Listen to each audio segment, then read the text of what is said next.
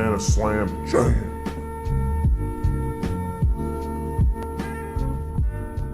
Welcome, ladies and gentlemen, boys and girls, to the Wombo Combo Podcast. I'm breakycpk, joined as always by BSJ, and that's right, we are back after a week off, so hopefully you guys had a good week yourselves, but we're back to talk some more Dota 2, and definitely have had some tournament action happening, so excited to be here once again. So, BSJ, how you doing? I hear you're newly moved, BSJ.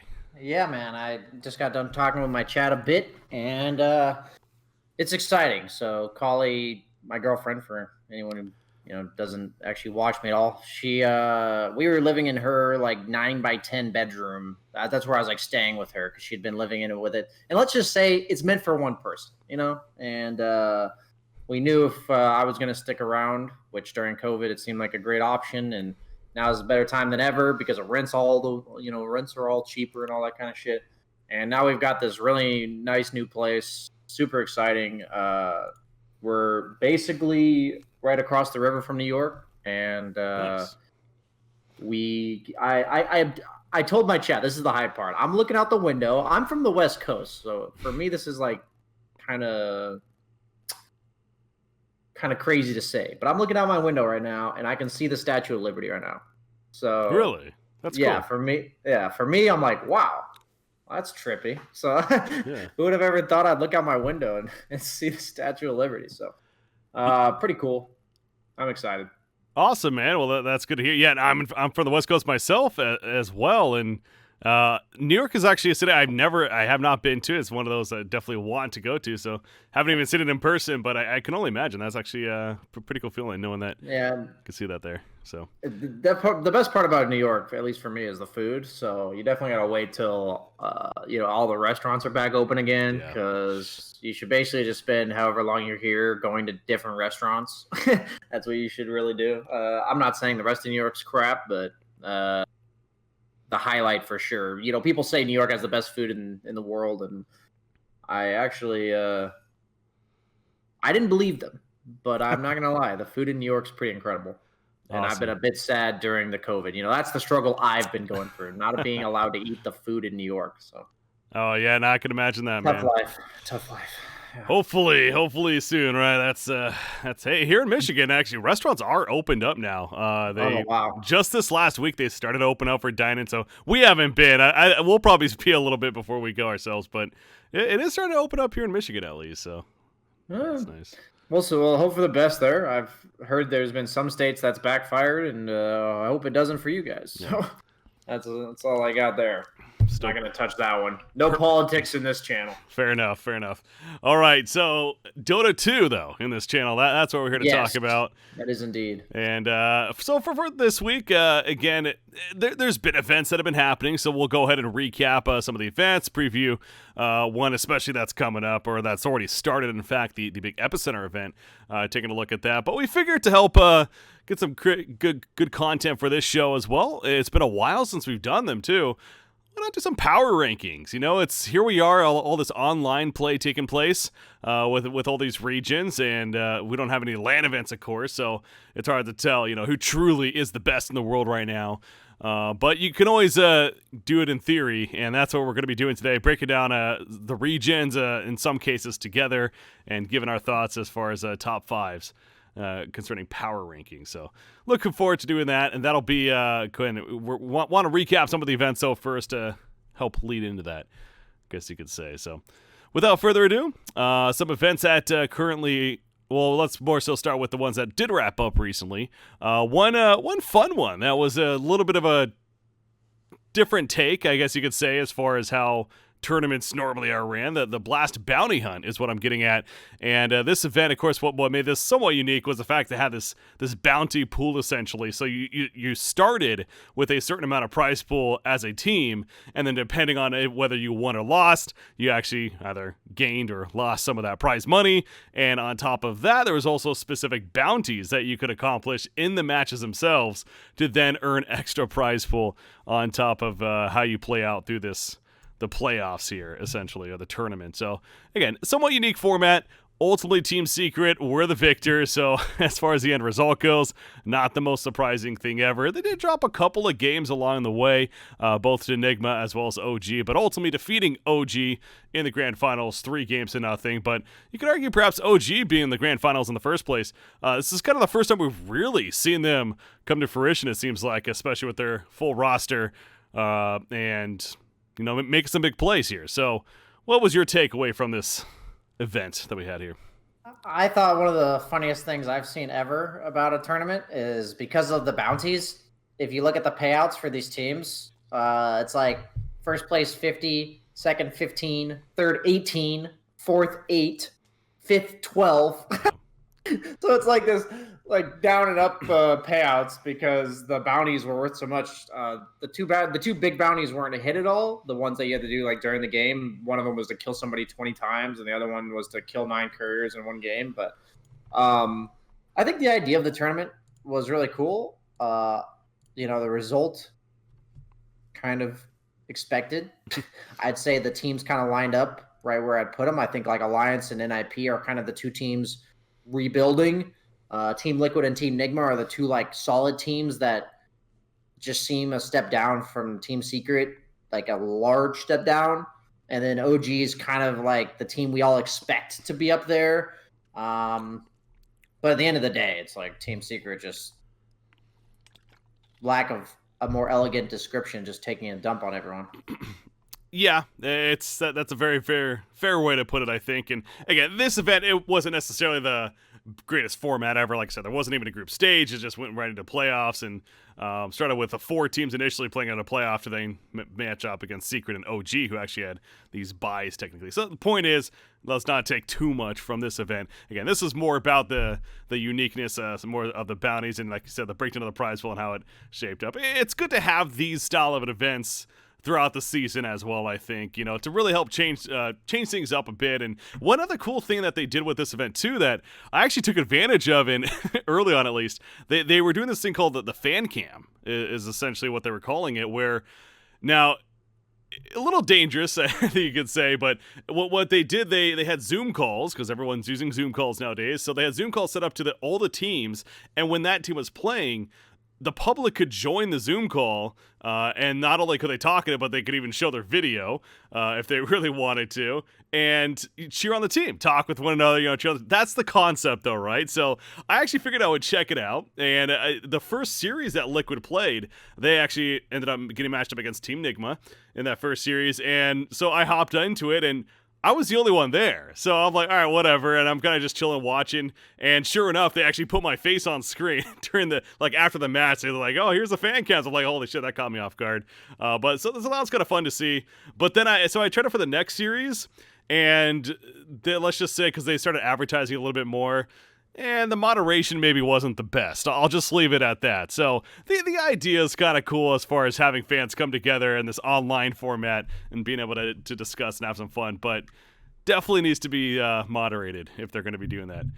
Yeah, I feel like the only way you could actually moderate that would be to pre-record it. I don't know how else you would moderate that, because there's just too many wild card things. The thing for me is, when you think of stuff like this, I'm going to give my tidbit of wisdom. I think I've said this once or twice ever on my stream when I've talked about it. So I used to run sub tournaments, and then I had that one big subscriber tournament for Auto Chess that, had a big sponsored prize pool, whatever, 5,000, something like that. And here's what I've learned in the time of organizing anything on the internet. So in this case, a tournament, in this case, a little side tidbit of a tournament like you're talking about here, is going into it, you have to think, this is exactly what I want to do. This is what I'm trying to create. Now, how can anyone fuck this up? Yep. What can they do to ruin this? What can they do? Can they cheat? Can they, say terrible things? Can they be nude? Whatever, whatever the actual possibilities are. And you have to account for all of them, because people will do it. That is the internet. That is just how people are. And I'm telling you, I had to put on that one sub tournament, I think I had a whole page of rules, a whole page of rules going into the sub tournament. And I had to use 4 of them, where one guy photoshopped the results, and there was collusion at one point. I was like, what the? Like what the hell is happening? So I just think it's funny that when you talk about like moderation for something like that, it's like at least for like my sub tournaments, I can come up with like a reasonable amount of things that people could do to ruin it. But when it comes to putting people on cam and on mic, other than pre-recording it, I have absolutely no idea. Yeah, it's a dangerous game you play, certainly, and especially nowadays, unfortunately, with the internet and how it works, there's going to be, as you said, those wild cards that, can ruin a good idea for everyone. But, like I said, props to them for trying it. Now, with that in mind, I actually don't know if they continued it down the line, because I actually tried to join a couple of days later just out of curiosity, and I wasn't able to. So they might have nixed it, to be fair, as far as realizing that this is more trouble than it's worth. But like the concept, and we'll see maybe some iterations on it. Esports is all about just throwing wet noodles against the wall and seeing if they stick or whatever. It's like maybe this will work, maybe it doesn't. As long as we don't screw ourselves along the way, it's okay. Exactly. That's kind of like been my approach with my YouTube channel that I've been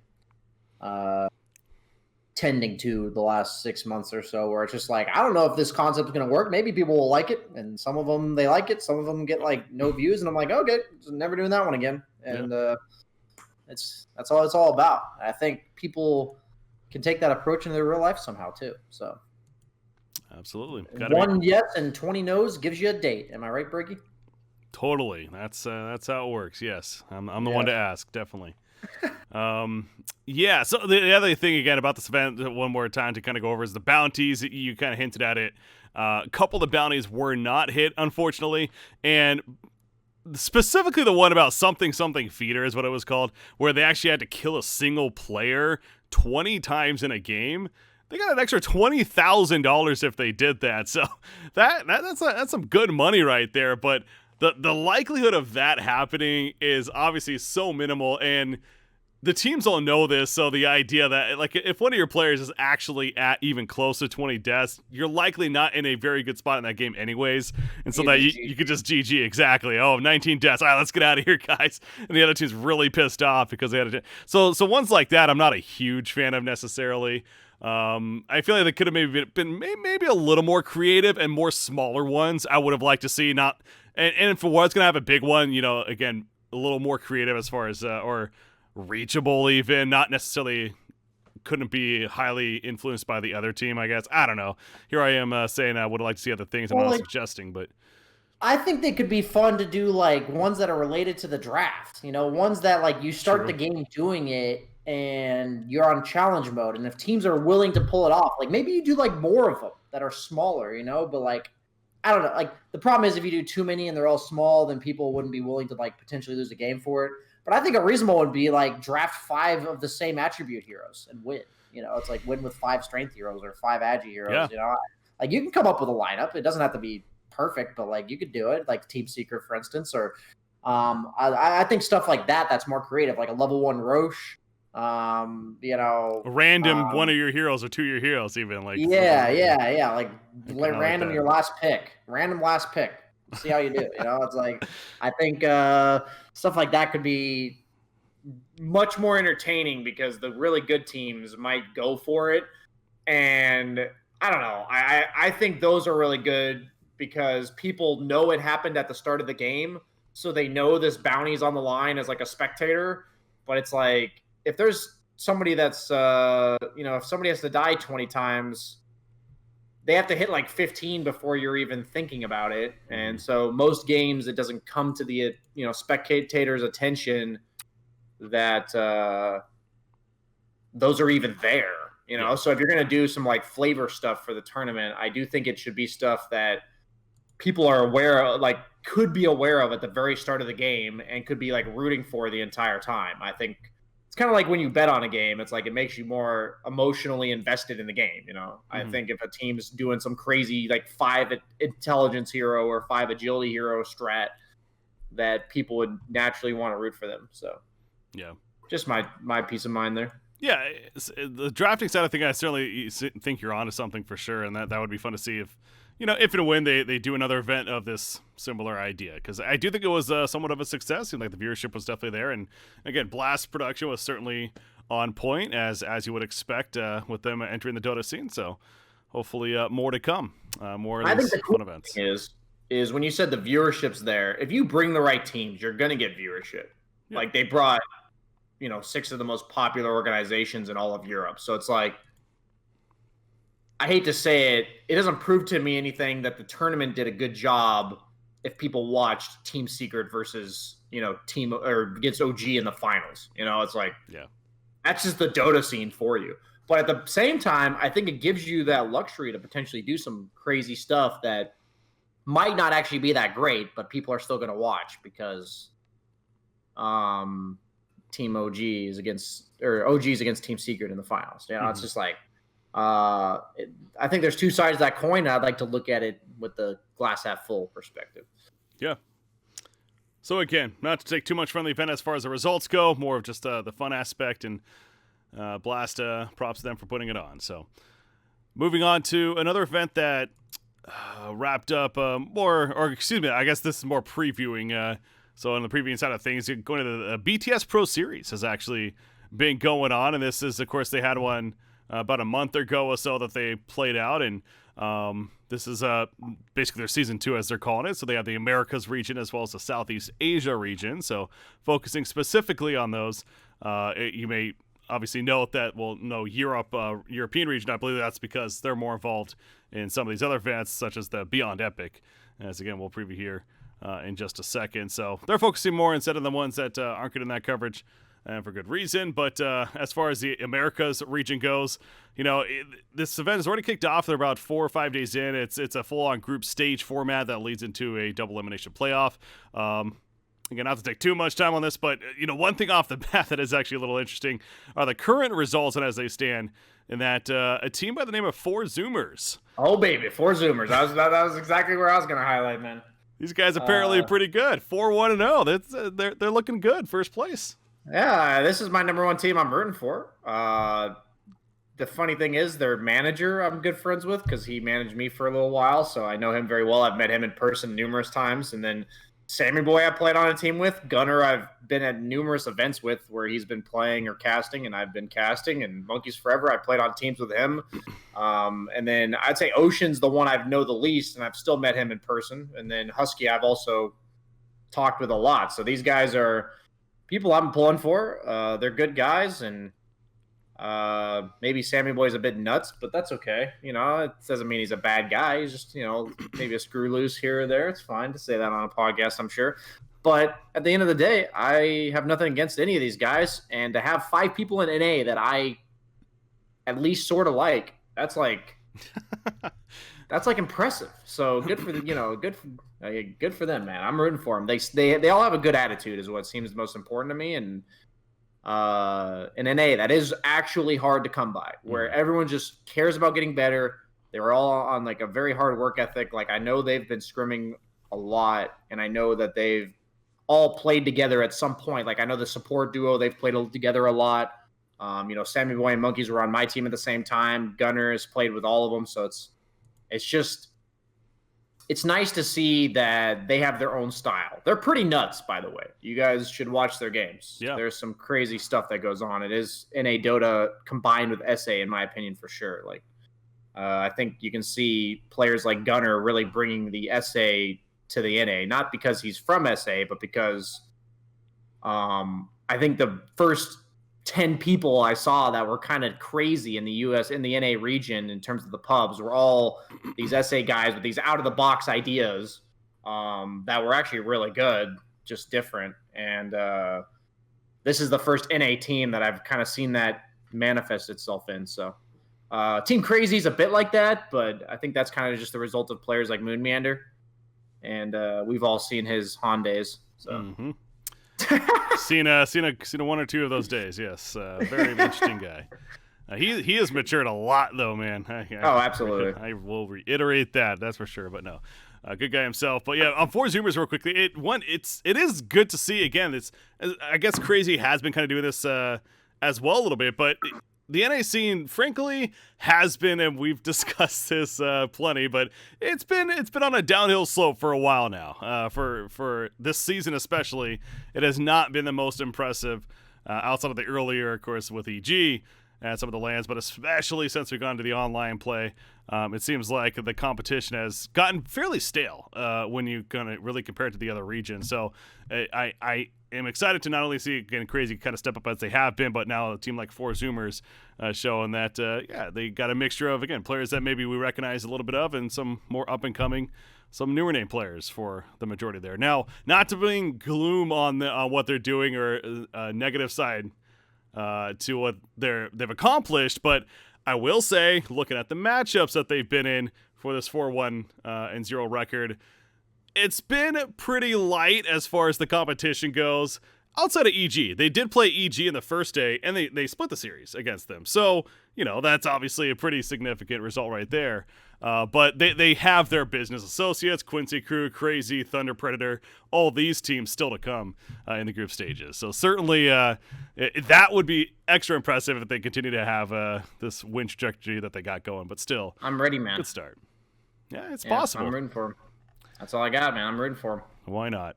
All right, so that's the Americas region. That's kind of the big storyline there. Outside of that, of course, everything else, the 10 teams as mentioned. One other thing on Crazy real quickly, Skitter, no longer part of the team. That's right, that was actually a couple of days ago announcing that they parted ways. I believe it was a mutual decision from my understanding with Skitter just wanting to go back to Europe, I believe, so or compete more in Europe, I should say. So, yeah, they need a new position 1. So if you know anyone BSJ, just... keep that in mind, obviously. I'm thinking of somebody that's maybe about like 8.5 KMMR or something like that. Maybe been casting some events. No, I'm kidding. Kyle, yeah. Yeah, Kyle. Oh, wait, no, he's like 6K. Oh, geez, the shots. All right. Anyways, moving on. The other region that they are covering is Southeast Asia, and frankly, I'm not gonna lie. I haven't necessarily been paying as much of attention to Southeast Asia, especially since we've gone to the online play. Mainly because, well, it's obviously when I'm sleeping, when a lot of these matches are happening. But again, 10 teams from SEA and Fnatic. No surprise there is currently, or I guess they are actually now into the playoffs. So quickly glancing at it, not really the most surprising results, but obviously Fnatic continues to be the team to beat really in Southeast Asia. So. Yeah, I watched a few of these games. Overall, the Dota quality seems pretty high in the SAA region, so that was kind of nice to see. But still waiting for TNC, man. Still waiting. Yeah, that's they're one of those teams that you kind of wonder what is going on. When are they going to arrive with you there? All right, so that takes us through now Beyond Epic, as they're calling it. This is essentially the Epicenter online tournament now with a $200,000 prize pool for the European CIS region competing together even. So another one of these cases, but again, some good money on the line, especially for an online event. They split them up into 2 groups. They mixed the teams, so it's not like one CIS and one Europe. They're all mixed together. And it is just getting started. So again, not to overanalyze it, but Liquid is on top of Group B at 3-0 record. Currently Enigma on top of that Group A. Only 3 days into the event, though, but all the top teams in the region coming out. Of course, Secret, yet again, the big dog, as they have not played a match yet, so keeping that in mind as well. But they're certainly the team to beat and what everyone's looking out for. I'm looking out for Team Bait, baby. Last minute stand-in or, right. like team that took the place of somebody else, and I'm ready. I'm ready for them to have proven to us that all these last like 3 tournaments have been a bait to these other teams of security, and that they're just gonna wipe the floor with teams like Team Secret, No, no. I'm not even gonna entertain that. No, it's here. Yes, they're replacing Na'Vi. Dreams are shut down, man. Dreams are shut down. Hey, they have Dendi though, so that's what matters. They got he's pulling in that fan base there, and it's gonna be fun, I'm sure. But no, not the highest expectations out of them, of course, when it comes to their play here. So, yeah, this event, like I said, it got started just a couple of days ago. It's going on for the next couple of weeks. So definitely look forward to more results to come from that. And, of course, coverage here on the podcast as far as when it eventually does wrap up, going over those results.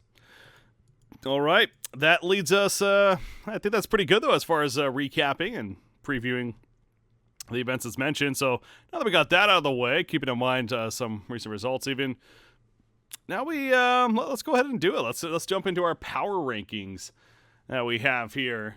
Again, I figured it made sense. So the breakdown, so ideally top 5 of each of these regions in some cases. And I say that because, so Europe and CIS, I actually just decided to put together for top 5 rankings because of the idea, again, they've been competing against each other anyway. So this is more of like a, since they've gone online, what do the power rankings look like in your mind is supposed to be the concept, I guess. So yeah, Europe, CIS together. You have NA South America together.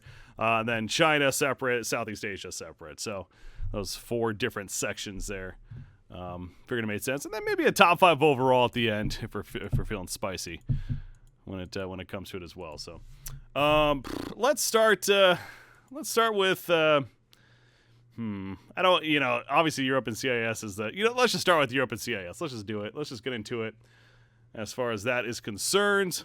So number 1 team out of Europe and CIS, who do we have? Well, I think we're both. I got bait, baby. Good old bait coming through. Yeah. Obviously Secret, right? I don't really think that a shocker. I hope everyone watching was sitting down for that one so they didn't reel back too far. But yeah, not much else to say about that one. Just winning everything. All right, so you know what we'll do? I'll just go over mine, and then I'll let you react / go over yours, and then go with that. Sounds good. Secret number 1, I actually have Nigma at number 2, Liquid at number 3, Alliance at 4, and then OG at 5. So you may notice I actually did not include any CIS teams, despite it technically supposed to be in both. And, I almost surprised myself, but really just going over a lot of results that have been happening recently in these events, frankly, these teams were finishing higher than the CIS squads for the most part. It does feel like the CIS region is almost like trying to really find their grasp as far as who the dominant teams are. I mean, it is really all over the place, and you have teams like VP Prodigy looking really good one event, and then falling through in a couple of events that come up next. So that's why I do not have any CIS teams in this Europe and CIS power ranking. But there you go. I was going to combine a bit of like the recent results as well as just like also how I view the potential of the team and other factors. So like obviously Team Secret I would have first. I would put second as Team Nigma. Their recent results have kind of proven that to me, at least. Like they weren't doing so hot a month or 2 ago, but they've come a long way, and I still believe that team is very good. And I would put OG at 3 just because even though they got to the finals of the bounty tournament and everything, their results have been a bit lackluster, but I just refuse to believe that it would be the exact same if they had mid 1 on, normal ping and Sumail on normal ping. I am a huge advocate that those are huge handicaps. So for me, the fact that they're even making it to the finals of something like at the Bounty Blast with that is pretty impressive. 4 would be Team Liquid. And then I would actually put like Virtus Pro at 5 just to include a CIS team in there. And even though their recent results have also been a bit lackluster, I think their potential is pretty high too. Overall, I think Alliance is like pretty good. Like that was one of your top 5. Mm-hmm. I think they still have to prove to me something. Like nothing they've done is incredible at this point. So I want to see more out of them before I'd be putting them in the top.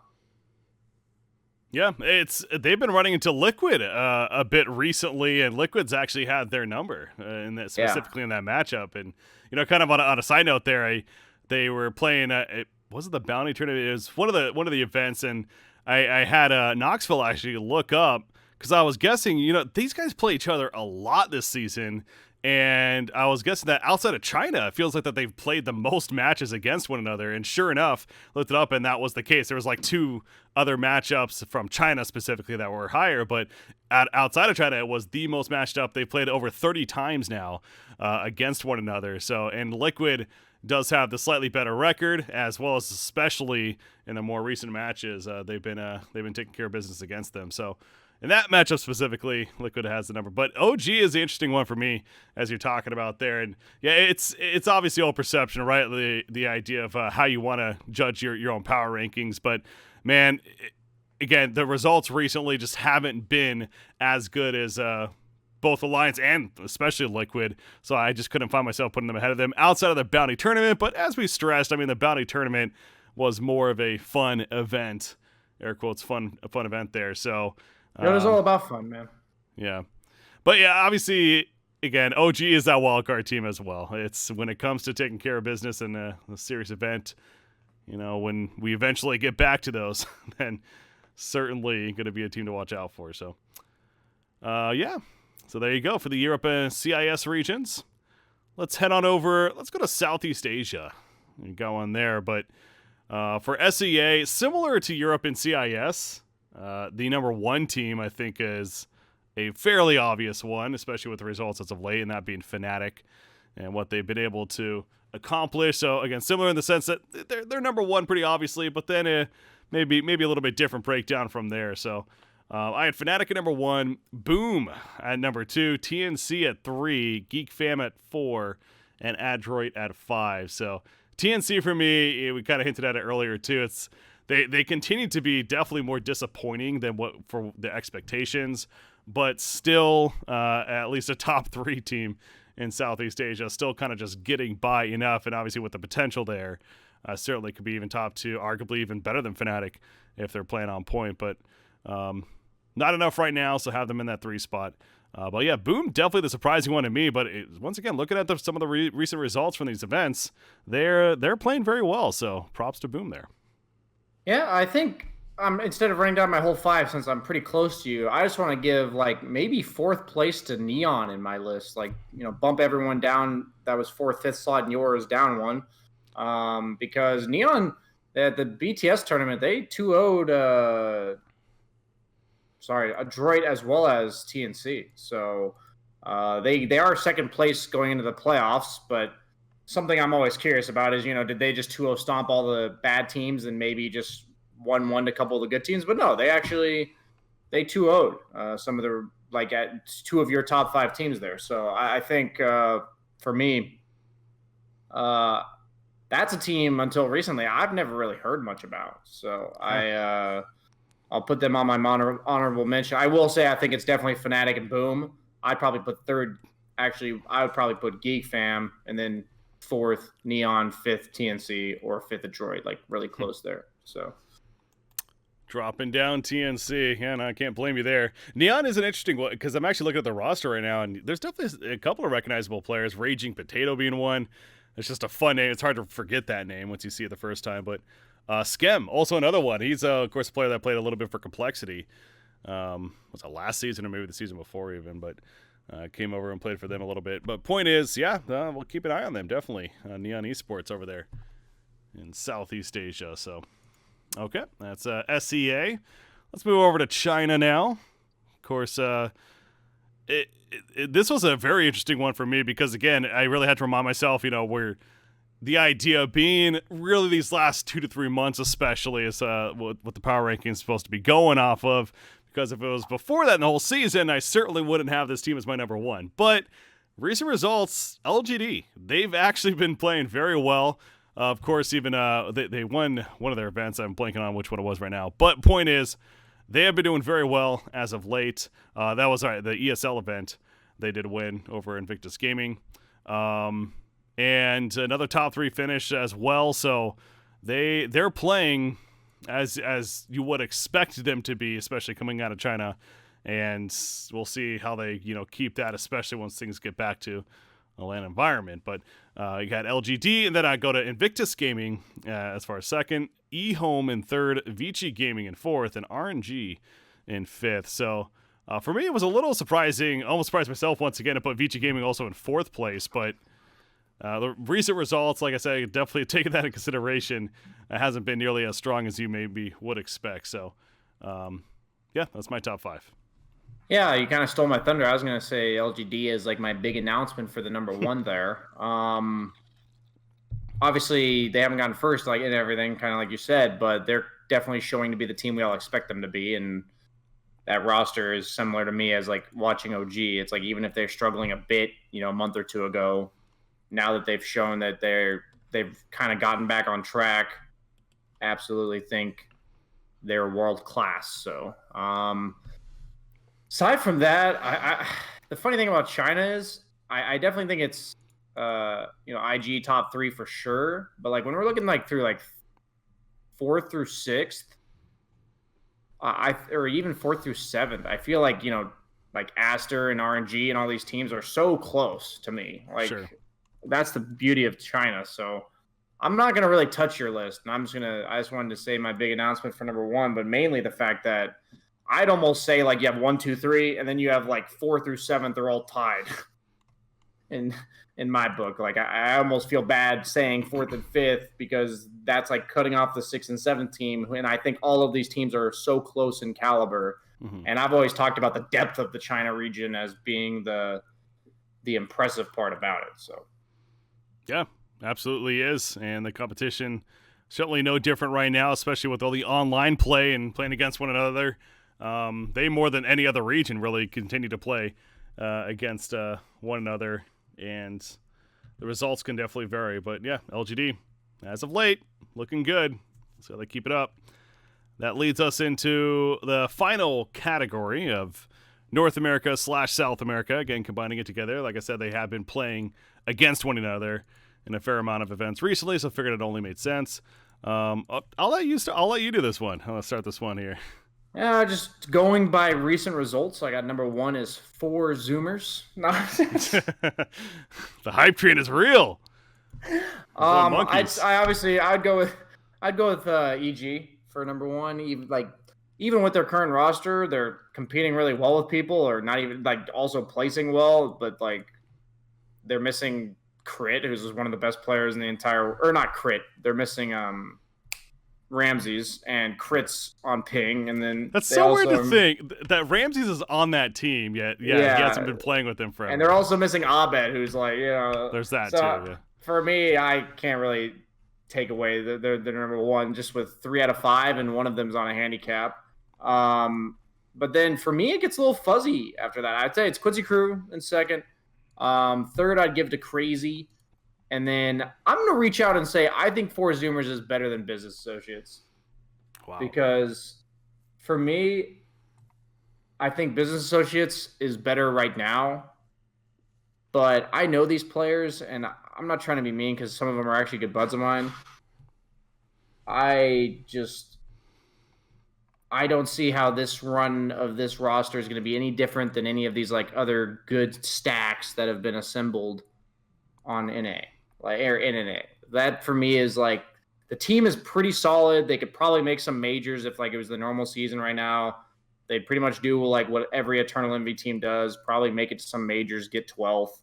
But then after that, I just don't think there's much more to it than that. So for me, it's this wild card pick of I think 4 Zoomers could just be like the next Beast Coast. They could be. I'm not saying they're going to be, but they could be. And I left out the SA teams in this case, but to be honest, like watching them all, they're like getting random roster shuffles, whether or not that's from, people taking time off or whatever. But none of them have been like I've even watched a decent portion of the games in this region because they're all at times I can actually watch, and none of the teams look consistently good to me. So as of now, I think all of the top SA teams are not in top 4. So that could very easily change very quickly, but right now, not impressing me very much. Like teams like Thunder Predator and Beast Coast. Sure. Yeah. It is interesting with the Business Associates idea that, as far as for me, it's one of those cases similar to a TNC where it's like they just it has been disappointing considering, especially when you compare it to the other rosters in the region. These are the same 5 players, right, that have been playing since the beginning. Where EG you mentioned about what they've been going through. Crazy is definitely a much newer team. I guess Quincy Crew is also somewhat in the same boat themselves, but. Still, the point being, the results continue to be, in that 3rd, 4th place spot consistently when this is even a team that could be winning these events with the roster and what their capabilities are. So, but yeah, as far as my list is concerned, with that in mind, I actually went with Quincy Crew number 1. Because again, I'm going by results right now. Yeah. Specifically more so than the potential and the roster issues, etc. And Quincy Crew is coming off that victory in the ESL event, defeating actually Crazy in the grand finals themselves. So, I have them as that number 1 team. I do have EG in the 2nd place spot, though. Again, not surprising there. Crazy, I did go for the third place spot. And then Business Associates in fourth, as we're talking about. And then Thunder Predator. I actually did throw on as that fifth team because it got to a point where, it's either I put on 4 Zoomers, who really is just, yes, they're looking good right now. They're zooming, man. They're zooming. They are zooming fast. And, hey, if we do this in a couple weeks from now, maybe they'll be my number 1 even. But Thunder Predator, as far as the South American teams, they've actually been the most consistent and competing even taking games off of some of these NA teams at a time. So threw them on there as that 5th seed, but overall certainly NA heavy, as perhaps not surprising though. So there we go. It's power rankings, breaking down the categories there of each of the regions. I did do an overall. I don't know if you had an overall yourself, but it's one of those, again, especially in a time right now where they're not really competing against each other. It's obviously a bit more difficult to put something together, but I might as well, I'll just say what I have, and whether you have one or not, or we can just talk about this one. Feel free. But Secret number 1, again, no surprise there. They are definitely the strongest team right now, both on the game of watching them as well as seeing results. I think no one could argue that. Fnatic, I actually have at number 2 just because of how dominant they've been in that Southeast Asian region. So similar to the Secret idea, just in Southeast Asia. And then I got Nigma at number 3. They've been consistent enough in a very, very difficult region, of course, in that European CIS section there. Then I threw LGD as well as an IG. A couple of the Chinese squads in that 4th and 5th place spot. So. Okay. The way I thought about this one, I was like pondering it a bit before we came on, is just I think I'm going to go with the current rosters. Like, I'm not going to go with potential, but I am going to go with if all these people were to meet at a LAN, because that's the only way they'd play each other. So I'd go with Secret first, OG second, LGD third, Fnatic fourth, and the 5th one I was a bit shaky, but it's like I was thinking IG too, but it's like I guess I'd probably have to go with the Chinese team for this one. So yeah, I was really shaky on that one. But yeah, none of the NA teams deserve it. All the SCA teams other than Fnatic aren't quite good enough for top 5. And so yeah, it has to. It's either Team Nigma or IG. Okay. So for me that was close, but I'll go with IG officially, but Team Nigma, like, you're right there. Yeah, again, OG, all the potential in the world is absolutely there. So if they showed up at a LAN, that's what I think would happen. Absolutely, I'm not going to argue that. Definitely not going to. And again, it really is. It is a bummer because with the whole Ramsey situation, Abed with EG, we've talked about OG. Yes, they're technically playing together, but dealing with the latency. Oh man, can't wait to see them all playing together in due time here, but obviously a lot going on right now. But we do get some good Dota nonetheless, and that's going to continue to happen. So that pretty much leads us to the end, though, of this podcast. So as always, BSJ, anything else before we start wrapping up? I'm good here, man.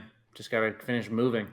Yeah, I see all the boxes back there. Hey, and I moved, it's been about 6-7 months now, but I know the feeling. It's definitely, I still got boxes lying around in some cases, so you never fully moved in some cases. Trust me, with the person I'm moving in with, it'll be all taken out. Fair enough.